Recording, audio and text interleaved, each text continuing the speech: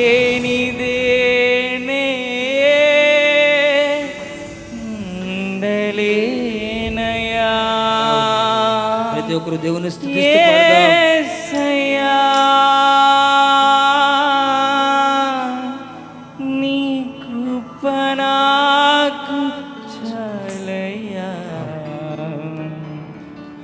నీ కృప లేనిదేనే ఉండలేనయ్యా. కలిసి పాడదామా? నీ కృప లేని క్షణము, నీ దయలేని క్షణము నేను ఊహించలేను యేసయ్యా.